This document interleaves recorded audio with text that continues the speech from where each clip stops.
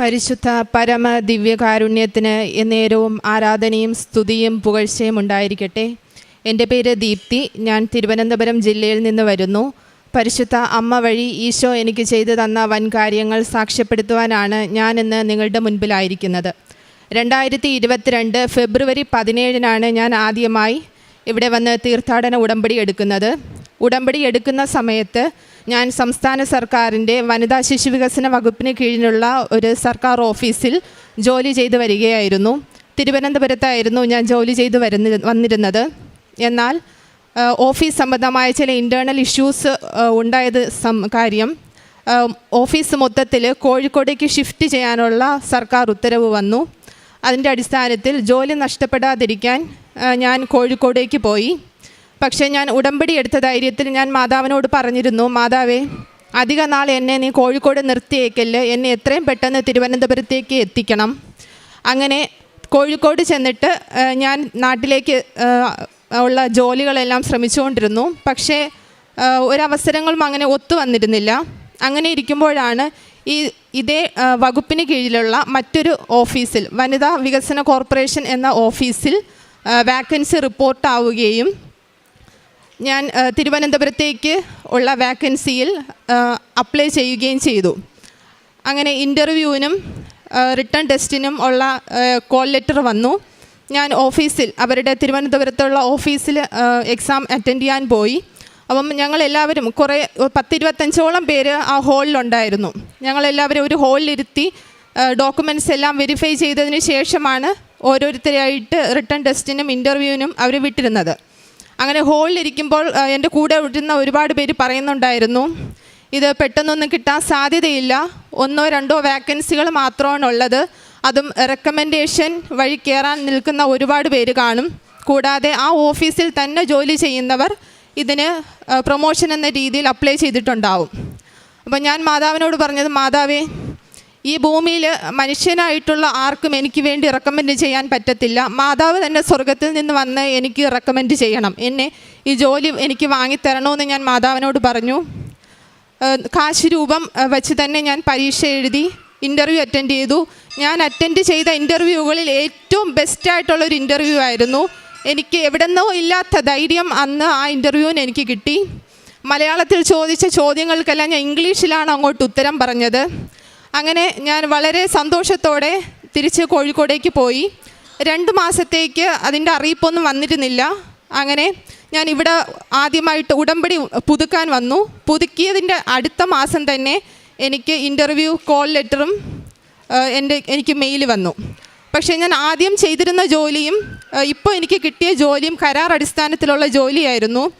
കരാർ ജോലിയുടെ ബുദ്ധിമുട്ട് നമുക്കെല്ലാവർക്കും അറിയാം. അത് നേരിട്ട് കണ്ടിട്ടുള്ള ഒരു വ്യക്തിയും കൂടിയാണ് ഞാൻ. അതുകൊണ്ട് മാതാവിനോട് ഞാനൊരു സ്ഥിരം സർക്കാർ ജോലിയാണ് മാതാവിനോട് ചോദിച്ചത്.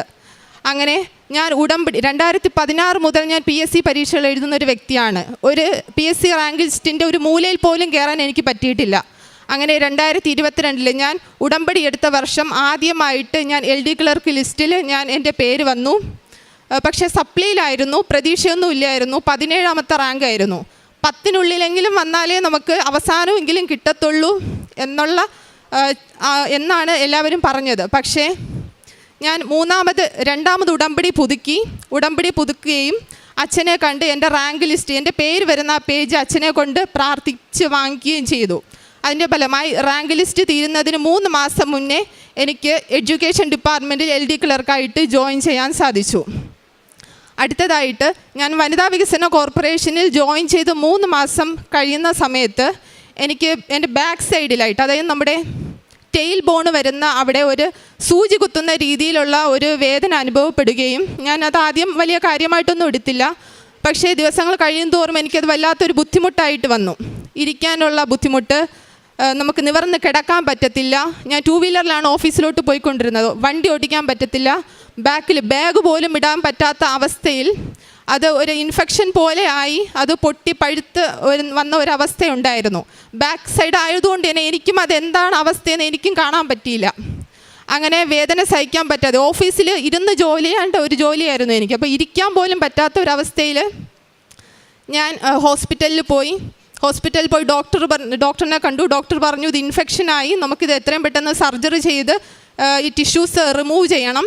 അങ്ങനെ നെക്സ്റ്റ് ഡേറ്റിൽ തന്നെ സർജറിയുടെ ഡേറ്റ് തന്നു. അപ്പോൾ ഞാൻ മാതാവിനോട് പറഞ്ഞത്, മാതാവേ, കോൺട്രാക്റ്റ് പോസ്റ്റ് ആണെങ്കിലും ഞാൻ 3 മാസം പോലും ആയിട്ടില്ല ജോയിൻ ചെയ്തിട്ട്.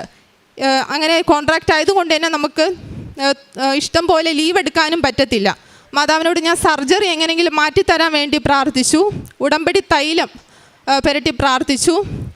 അങ്ങനെ സർജറിക്ക് അടുത്ത ദിവസം തന്നെ ഡോക്ടർ ഡേറ്റ് തന്നു. ഞങ്ങൾ സർജറിക്ക് മുന്നേ ചെയ്യേണ്ട എല്ലാ ടെസ്റ്റുകളും ചെയ്തു. നെക്സ്റ്റ് ഡേ രാവിലെ ഹോസ്പിറ്റലിൽ അഡ്മിറ്റ് ചെയ്തു. സർജറിയുടെ ഡ്രസ്സും കാര്യങ്ങളുമൊക്കെ തന്നു. ഡ്രിപ്പ് ഇട്ടു. തിയേറ്ററിൽ കയറ്റുന്നതിന് തൊട്ട് മുന്നേ ഡോക്ടർ പറഞ്ഞു, നമുക്ക് ഇപ്പം തൽക്കാലം സർജറി ചെയ്യണ്ട, നമുക്ക് മെഡിസിനിൽ മാറുമോ എന്ന് നോക്കാം. അങ്ങനെ ദൈവമാതാവ് ആയിട്ട് ആ സർജറി മാറ്റി തന്നു. പക്ഷേ ഡോക്ടർ പറഞ്ഞത് 6 മാസം അല്ലെങ്കിൽ 1 വർഷത്തിനകം ഈ രോഗം പിന്നെ വരാൻ സാധ്യത കൂടുതലാണ്.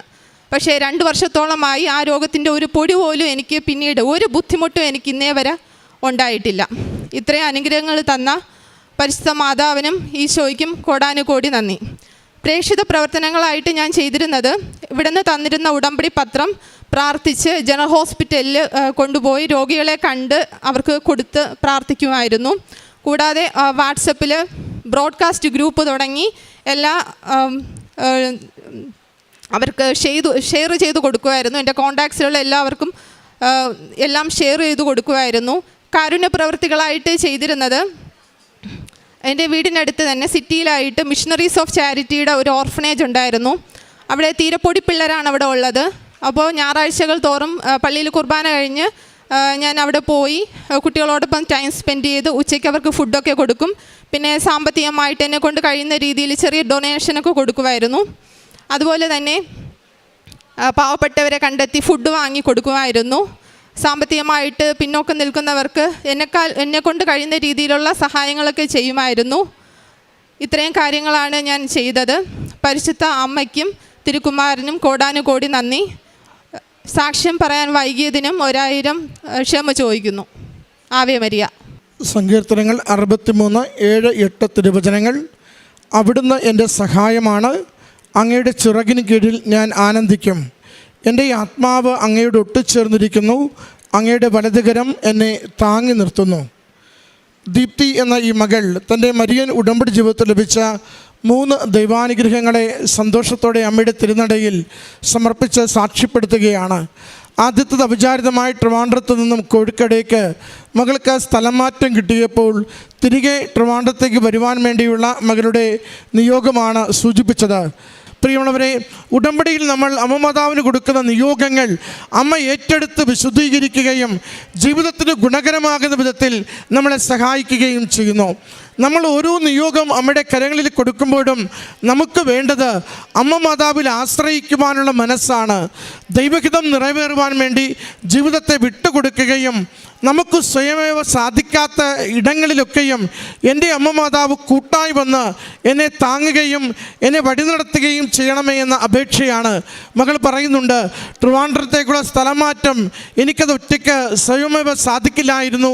ഒരു സർക്കാർ ജോലി എൻ്റെ കഴിവ് കൊണ്ട് നേടുവാൻ സാധിക്കില്ലായിരുന്നു. എൻ്റെ കഴിവ് നഷ്ടപ്പെടുത്ത ഇടങ്ങളിൽ, ഇല്ലാത്ത ഇടങ്ങളിൽ എനിക്ക് വേണ്ടി ദൈവകൃപയാൽ അമ്മ മാതാവ് ശക്തമായി നിലകൊള്ളുകയും എളിയ ജീവിതത്തെ അനുഗ്രഹിച്ച് സഹായിച്ച് മുന്നോട്ട് നയിക്കുകയും ചെയ്തുവെന്ന ഈ മകൾക്ക് ലഭിച്ച രോഗത്തിൻ്റെ സൗഖ്യത്തിന്, അതുപോലെ തന്നെ ജോലിക്ക് അമ്മ മാതാവിനും തിരുക്കുമാരനും നന്ദി പറഞ്ഞുകൊണ്ട് കരങ്ങളടിച്ച് ഈ സാക്ഷ്യം സമർപ്പിക്കാം. അത്യപൂർവ ദൈവാനുഭവങ്ങൾ ഇനി നിങ്ങൾക്കും സ്വന്തം. ഈ യൂട്യൂബ് ചാനൽ ഇതുവരെ സബ്സ്ക്രൈബ് ചെയ്തിട്ടില്ലെങ്കിൽ ഇപ്പോൾ തന്നെ സബ്സ്ക്രൈബ് ചെയ്യുക. ഈ വീഡിയോ ഇപ്പോൾ തന്നെ നിങ്ങളുടെ സുഹൃത്തുക്കൾക്ക് ഷെയർ ചെയ്തുകൊണ്ട് കർത്താവിൻ്റെ പ്രേക്ഷിതരാകുക.